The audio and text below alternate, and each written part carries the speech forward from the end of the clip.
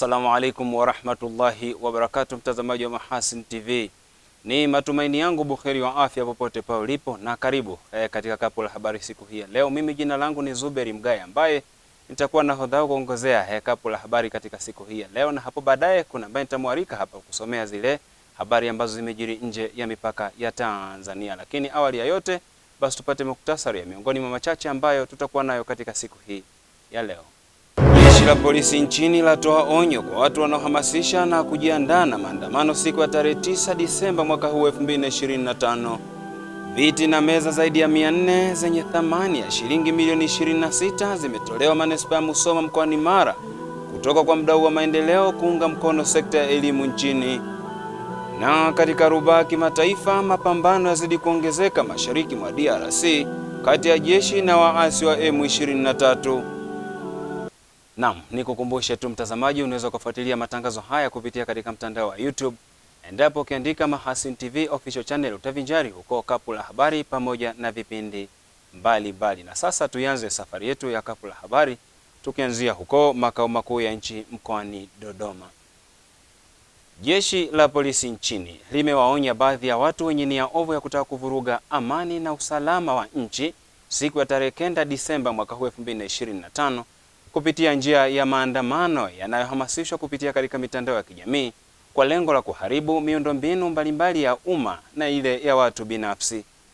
Onyo hilo limetolewa jijini Dodoma na msemaji wa jeshi la polisi nchini, naibu kamishna wa jeshi la polisi DCP David Misime, wakati akisoma taarifa kuhusu mwenendo wa hali ya ulinzi na usalama ilivyo nchini kwa sasa. DCP Misime ameelezea malengo na njama zinazopangwa na baadhi ya watu wanaotaka kuvuruga amani na ustawi wa nchi.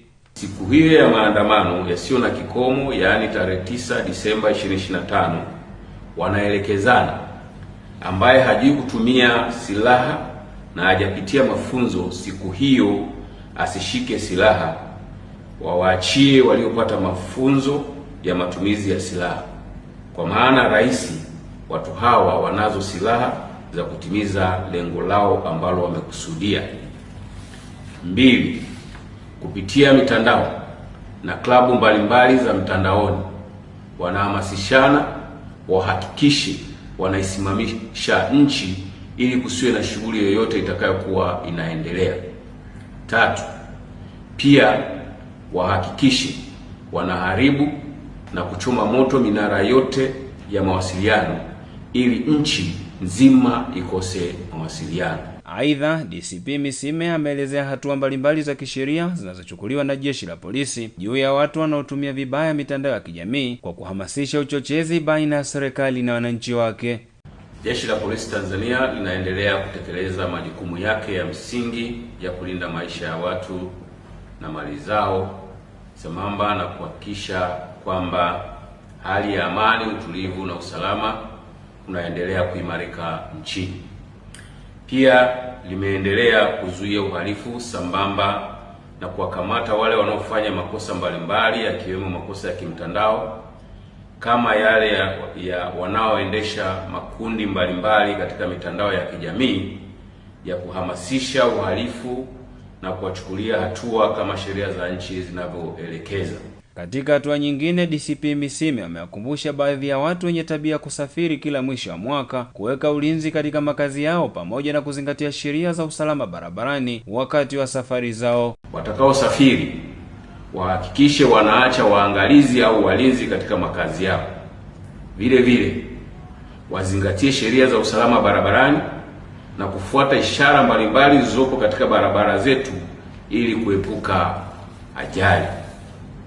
Jeshi la polisi linawahakikishia wananchi wote wapenda amani kuwa litaendelea kushirikiana na vyombo vingine vya ulinzi na usalama kulinda maslahi ya taifa, maisha ya watu na mali zao, na vitahakikisha amani, utulivu na usalama unaendelea kuimarika nchini.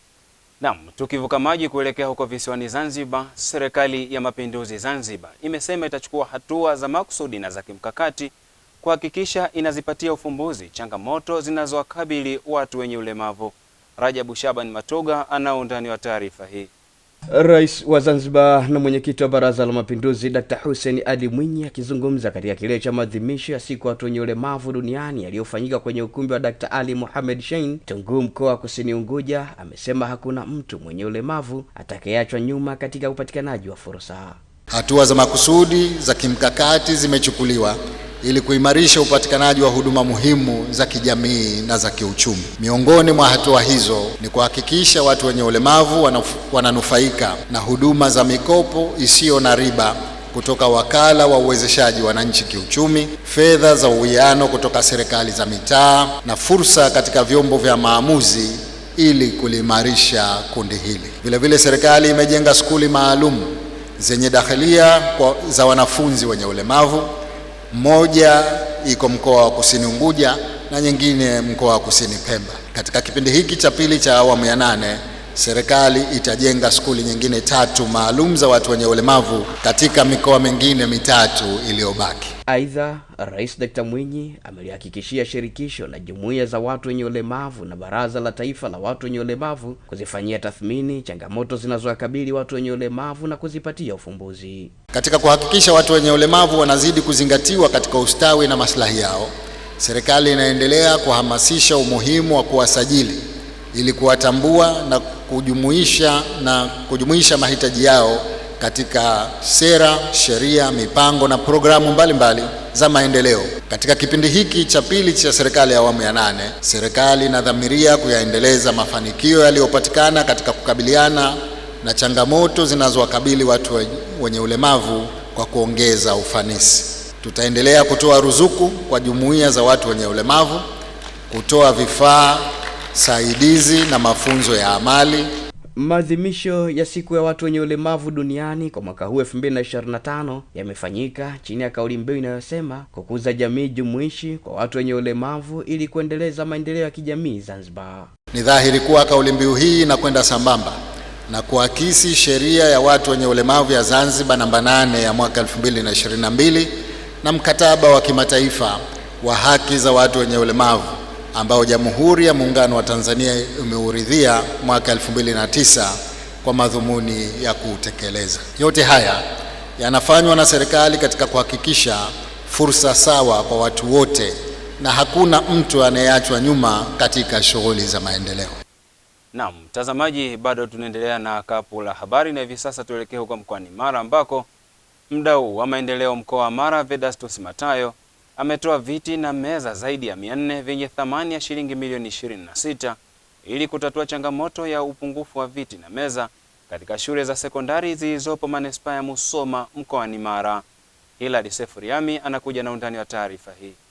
Hapa kwa niaba ya mdau wa maendeleo Mheshimiwa Vedastus Matayo Manyinyi, nimekuja hapa kwa niaba yake kukabidhi viti na meza 400 vyenye thamani ya milioni 26 kwa shule za sekondari. Hii ni ahadi yake aliyoitoa wakati akiwa mbunge. Ni wakati wa hafla ya kukabidhi viti na meza zaidi ya 400 katika shule 4 zilizopo manispaa ya Musoma mkoani Mara, vilivyopokelewa na afisa elimu sekondari Avit Malia, akielezea mgawanyo utakapofanyika katika shule zenye uhitaji mkubwa wa viti na meza.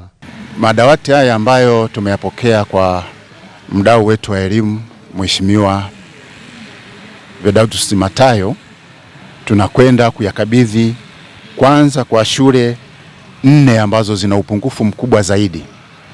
Shule hizo ni Kigera Mwiyare ambayo tutawapa madawati 200, Kwangwa Sekondari ambayo tutawapa madawati 130, Morembe Sekondari ambayo tutawapa madawati 50 na mwisho ni Bweri Sekondari ambayo tutawapa madawati 20. Hii inafanya idadi ya madawati yote kuwa 400 kwa awamu hii ya kwanza. Awamu ya pili basi tutakapoyapata tutaendelea kugawa kwa shule nyingine ambazo zina upungufu kwa ajili ya kupokea wanafunzi wa kidato cha kwanza. Kwa upande wao, wakuu wa shule za sekondari ambazo zilikuwa na uhitaji mkubwa wa viti na meza wamemshukuru mdau huyo wa maendeleo kwa kupunguza changamoto hiyo ili kuwafanya wanafunzi kusoma kwa utulivu katika kutimiza ndoto zao. Madawati yatatusaidia kupunguza uhaba wa madawati tulionayo shuleni. kwani shule yetu ni kongwe na madawati yanapungua, na idadi kubwa ya wanafunzi tunaopokea itawasaidia sana haya madawati 50 kupunguza uhaba katika shule yetu. Shule ya sekondari Kwangwa imepata wanafunzi 129 watakao kuja pale, na sisi tumepata madawati 130. Hivyo ameweza kusaidia kukidhi mahitaji yaliyokuwa yanapungua katika shule hiyo. Katika shule yangu ya Kigera-Muyale sekondari, kupatikana kwa madawati haya kunaenda kutatua changamoto kubwa iliyokuwepo na pia ambayo tunategemea kwa upokeaji wa wanafunzi wa kidato cha kwanza kwa mwaka wa 2026. Tutaenda kukidhi haja yetu kwa maana tunamategemea kupokea wanafunzi wasiopungua 200. Nako jijini Dar es Salaam, wanafunzi waliohitimu kidato cha 4 mwaka huu 2025 wametakiwa kutumia muda vizuri wa takribani miezi 8 watakaokuwa nyumbani kabla ya kujiunga na kidato cha 5 na cha 6 au vyuo vya kati kupata elimu na mafunzo ya muda mfupi yatakayowasaidia kujiajiri na kujiingizia kipato. Nuhu Stima ana undani wa taarifa hii. Rai na wito huo umetolewa na wadau mbalimbali wa elimu walioshiriki kwenye mahafali ya 14 ya shule ya sekondari ya Kiislamu Aljebra iliyopo Kigamboni jijini Dar es Salaam. Wadau hao wamesema kwa hali ilivyo hivi sasa hakuna muda wa kupoteza ama kukaa nyumbani na kusubiri matokeo. Kwa muda huu ambao ni mwezi wa 11 mpaka mwezi wa 7 mwaka 2026 mwakani, wafanye kitu cha maana, kwa maana ziko training college, ziko short course ambazo ni za elimu ya amali kama vile ufundi, mapishi, lakini vile udereva, waweze kujifunza. Muda unatosha. Kuna short course za miezi 3, kuna short course za mwezi mmoja, lakini wajikite zaidi kwenye sekta ambazo wataweza kujiajiri, kwa sababu tunasema mdau mkubwa wa ajira ni sekta binafsi. Kwa namna ambavyo tumewaandaa sisi, si hatujaandaa waajiriwa, tumewaandaa vijana ambao waweze kujiajiri lakini na kuajiri wengine. Lakini vile tunawasihi wazazi kupeleka watoto zao katika shule zinazozingatia maadili. Lakini kwa Waislamu tutoe wito kupeleka watoto zao katika shule za Kiislamu, kwa sababu mazingira sasa hivi hayatoi nafasi kubwa kwa watoto kuweza kusoma dini alafu anasoma na shule.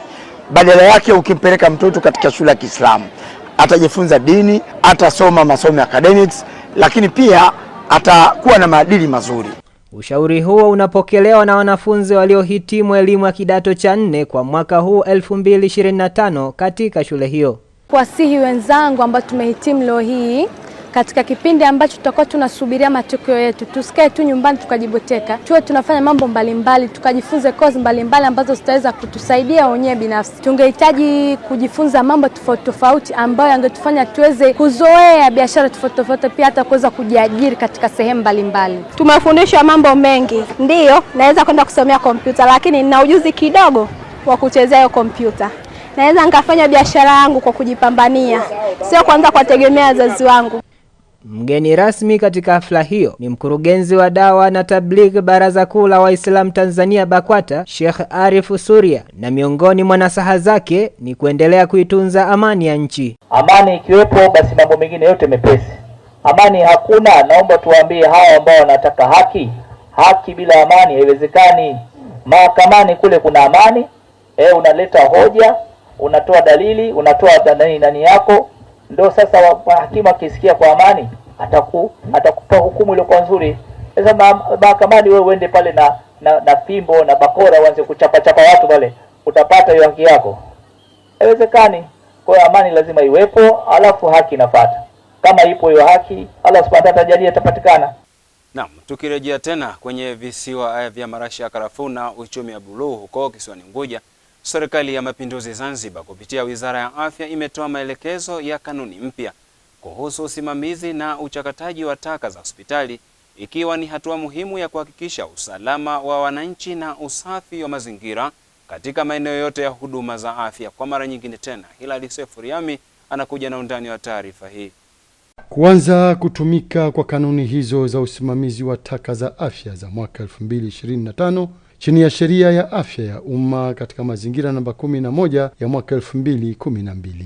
Kwa kanuni hizo zimeanzishwa kwa lengo la kuimarisha usimamizi wa taka zinazotokana na huduma za afya, ikiwa ni pamoja na taka hatarishi, taka laini na taka ngumu zinazozalishwa hospitalini, vituo vya afya, maabara na maeneo mengine ya huduma za tiba. Ni maelekezo ambayo yanaenda kuhakikisha kwamba hakuna hospitali hata moja itakuwa inatupa taka ovyo. Lengo la serikali yetu ni kuweka mji safi, kutengeneza mazingira mazuri, lakini kitu cha muhimu kuliko chochote ni kuwakinga watu wetu kwenye changamoto za kiafya ambazo taka za dawa zina uwezo mkubwa wa kuchangia. Serikali yetu imewekeza karibu bilioni 5.5 katika kutengeneza central mfumo wa kuchakata taka za afya, mmoja uko Kibele na mwingine uko upande wa Pemba. Mkuu wa kitengo cha afya na mazingira Wizara ya Afya Mlenge Hisani Mlenge amesema taka zote za hospitali za binafsi na serikali zinatakiwa kukusanywa na kufanyiwa uchambuzi ili kurahisisha uchakataji wa taka hizo. Awali ya kukusanya pale wanatakiwa wazifanyie uchambuzi, segregation, kuzitambua taka zipi athari zaidi na zipi ambazo hazina athari zaidi, baadaye wazifunge vizuri. Ndipo kampuni yetu ambayo imepata mkataba na Wizara ya Afya ambayo inajulikana kama WES watakuja kuzifata katika maeneo yao na kuzipeleka katika kituo chetu cha kutomea taka ambacho kinapatikana Kibele. Kwa upande wake, mkurugenzi wa kampuni ya WES iliyoshinda zabuni ya kukusanya taka hizo, Grangai Nyangura, amesema kanuni hiyo inasaidia kuongeza ufanisi, kuhakikisha wanakusanya na kudhibiti taka katika maeneo yote ya uzalishaji wa taka hatarishi. Kama wadau ambao tupo pamoja na Wizara ya Afya, tunanufaika moja kwa moja kurahisisha jukumu letu ambalo tumepewa la kuhakikisha kwamba hakuna taka hatarishi zinazosambaa au zinazokuwa katika maeneo ya hospitali za umma, lakini vile vile hospitali za private.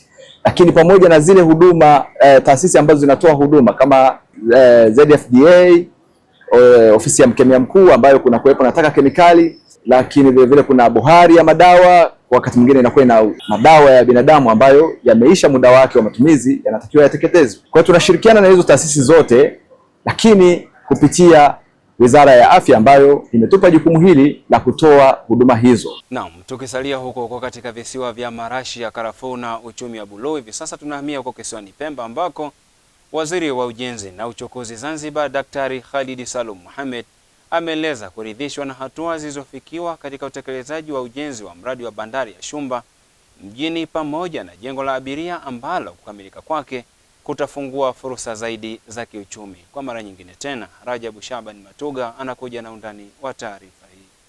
Akizungumzia hatua iliyofikiwa katika ujenzi wa bandari ya Shumba mara baada ya kutembelea na kukagua jengo la abiria, Dr. Khalid amesema azma ya serikali ni kuona bandari ya Shumba inaendeshwa kibiashara. Tuna fursa ya kutumia location yenyewe au tulipo hapa kufungua biashara, line nyingine ya biashara na nchi ya jirani. Mombasa ni karibu sana hapa. Kwa hivyo mbali ya abiria kwenda na kurudi, lakini pia tutafungua mlango mwingine wa kibiashara ambao utasaidia sana ukanda huu wa Pemba kukuza biashara baina ya visiwa hivi na Mombasa. Container zitaweza kuja moja kwa moja hapa na zitaweza sasa kupunguza gharama za uletaji wa mizigo kwa upande wa kisiwa cha Pemba, na hiyo italeta unafuu mkubwa sana. Mpango wa serikali ni kuhakikisha bandari hiyo inapokea boti za abiria na mizigo, hatua inayokwenda kurahisisha shughuli za usafiri na usafirishaji kati ya visiwa vya Pemba na Unguja. Bali ya boti za abiria, hizi speedboat, lakini pia meli za mizigo ziweze kuja katika eneo hili katika mpango wa baadaye utakaofuata, ikiwemo landing craft zitakazoweza kuchukua pia makontena ziweze kufanya kazi zake hapa, na bandari hii hasa tuweze kuiendesha kibiashara mbali ya abiria, lakini pia bandari iweze kutumika kwa kuleta mizigo ikiwemo makontena. Kwa hiyo ni phase 2. Kwa upande wake, mkandarasi wa ujenzi wa jengo la abiria kutoka kampuni ya Felix, mhandisi Alexander Chaurui, ameiomba serikali kuongezea muda wa miezi 4 ili kukamilisha jengo hilo litakalokuwa na uwezo wa kuchukua abiria 450 kwa wakati mmoja. Kidogo tulichelewa, lakini pia kulikuwa na changamoto nyingine ya tunasema ya design. Mwanzo jengo halikuwa hili size hii. Tulikuwa tunakuhamisha jengo, lakini pia kukawa na kupunguza jengo. Kwa hiyo ikapelekea tukachelewa kidogo kwa miezi kupata hiyo design kwa miezi kama 4. Na ndio maana mpaka sasa hizi tuko asilimia hizo 53. Kwa hiyo tunategemea tukipata hiyo miezi 4 ambayo ilipotea, wakitukompensate tena hili jengo tutalideliver ndani ya hiyo miezi 4. Naam, kwa taarifa hiyo kutoka huko kisiwani Pemba inatufanya kufika tamati ya kapu la habari katika habari za kitaifa. Hivi sasa tunapata fursa ya kwenda kupoza kwa sekunde chache, na tukirejea ni wasaa mzuri wa kuzifahamu zile taarifa ambazo zimejiri nje ya mipaka ya Tanzania. Nikusihi tu mtazamaji, endelea kusalia papo hapo katika runinga yako. Hii ni Mahasin TV, pata kujua wema wa Uislamu.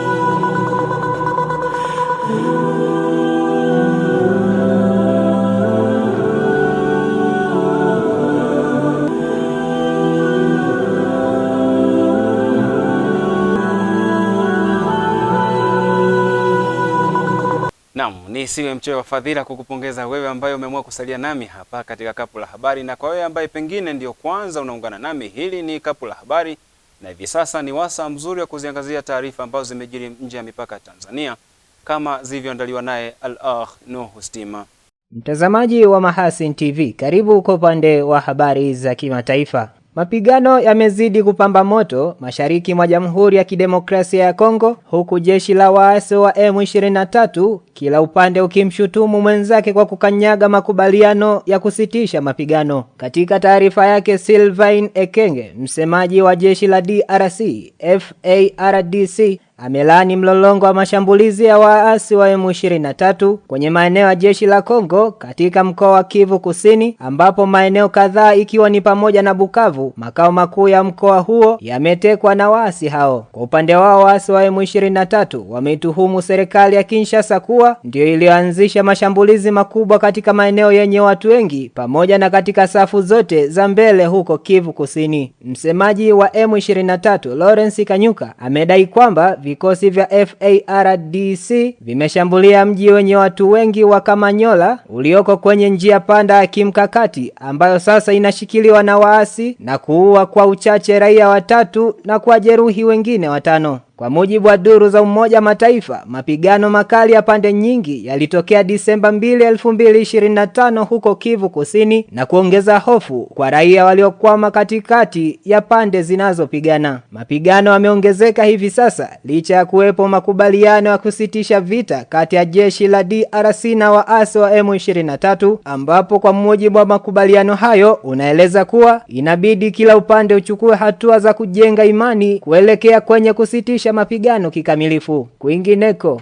takriban watu 100,000 wamelazimika kuyakimbia makazi yao kaskazini mwa Msumbiji ndani ya wiki 2 pekee. Hayo ni kwa mujibu wa taarifa ya shirika la Umoja Mataifa la kuhudumia wakimbizi UNHCR, ambalo limeonya juu ya mashambulizi kuongezeka na kuyakumba maeneo ambayo hapo awali yalikuwa salama, na hivyo kuongeza mzigo wa wahudumu wa kibinadamu waliokwisha elemewa. Mwakilishi wa UNHCR nchini Msumbiji, Xavier Crich, amesema mgogoro huo unazidi kuzorota kwa kasi ya kutisha na kuongeza kuwa ghasia zinasambaa, familia zinakimbia kwa hofu na uwezo wao wa kukidhi mahitaji hauendani tena na kiwango cha mahitaji kilichopo. Watu walioweza kuingia maeneo salama wamesimulia mashambulizi ya usiku dhidi ya vijiji vyao, ambapo makundi yenye silaha yalichoma nyumba na kuwashambulia raia. UNHCR inatoa wito wa ufadhili wa haraka ili kuimarisha jitihada za kukabiliana na mgogoro huo, kusaidia jamii zinazowapokea wakimbizi na kuzuia hali isiwe mbaya zaidi. Mwakilishi huyo wa UNHCR nchini Msumbiji ameongeza kuwa wakati mahitaji yakiwa katika kiwango cha juu zaidi, wanaishiwa na rasilimali, na kusema kuwa ikiwa msaada hautapatikana kwa sasa, hali itadorora kwa kasi. Shirika hilo linahitaji dola milioni 38.2 mwaka 2026 ili kukidhi mahitaji yanayoongezeka kaskazini mwa Msumbiji, lakini ufadhili wa mwaka 2025 umesimama kwenye 50% tu ya dola milioni 42.7 zinazohitajika. Tukitamatisha kwa upande wa habari za kimataifa, Mazungumzo ya saa 5 kati ya rais wa Urusi Vladimir Putin na mpatanishi mkuu wa rais wa Marekani Donald Trump yameonekana kushindwa kuleta mafanikio katika kupatikana kwa makubaliano ya amani ya Ukraine. Msemaji wa Kremlin amesema mkutano wa Moscow ulikuwa wa kujenga, lakini baadhi ya sehemu za mpango huo hazikubaliki kwa Urusi. Kwa upande wake, mjumbe maalum wa Trump Steve Witkoff na mkwe Jared Kushner walihudhuria mazungumzo hayo ya kumaliza vita ya Ukraine, ambapo timu hiyo ya Marekani haijatoa maoni yoyote tangu ilipoondoka Moscow. Mapema Jumanne Disemba 2, 2025, Putin amesema makubaliano yaliyopendekezwa na Kiev na Ulaya katika rasilimali ya mpango wa amani unaoungwa mkono na Marekani hayakubaliki, na kuongeza kuwa ikiwa Ulaya inataka kuingia vitani, wako tayari kwa sasa. Akizungumza kabla ya mazungumzo hayo, Putin aliwasuta viongozi wa bara hilo ambao wameunga mkono juhudi za kujihami za Kiev tangu Urusi ilipoanzisha uvamizi kamili mwaka 2022, na kusema kuwa viongozi wa Ulaya wanajidanganya kwamba wanaweza kuishinda Urusi kimkakati. Hata hivyo, vipengele vyenye mvutano zaidi kati ya Moscow na Kiev ni pamoja na Ukraine kukubali kuachia eneo inaloendelea kulidhibiti na dhamana ya usalama inayotolewa na Ulaya. Wakati hayo yakiendelea, Rais Donald Trump aliliambia baraza lake la mawaziri mjini Washington kwamba mzozo huo si rahisi kusuluhishwa. Nuhu Stima, Mahasin TV. Naam, shukrani sana Al-Akhi Nuhu Stima kwa undani wa taarifa hizo ambazo zimejiri nje ya mipaka ya Tanzania. Na mpaka kufikia hapo basi, mtazamaji, mimi sina la ziada hapa katika kapu la habari, lakini kabla ya kuhitimisha, basi tujikumbushe miongoni mwa machache ambayo tulikuwa nayo katika siku hii ya leo. Jeshi la polisi nchini latoa onyo kwa watu wanaohamasisha na kujiandaa na maandamano siku ya tarehe 9 Disemba mwaka huu 2025. Viti na meza zaidi ya 400 zenye thamani ya shilingi milioni 26 zimetolewa manispaa ya Musoma mkoani Mara kutoka kwa mdau wa maendeleo kuunga mkono sekta ya elimu nchini. Na katika rubaa kimataifa, mapambano yazidi kuongezeka mashariki mwa DRC kati ya jeshi na waasi wa M23.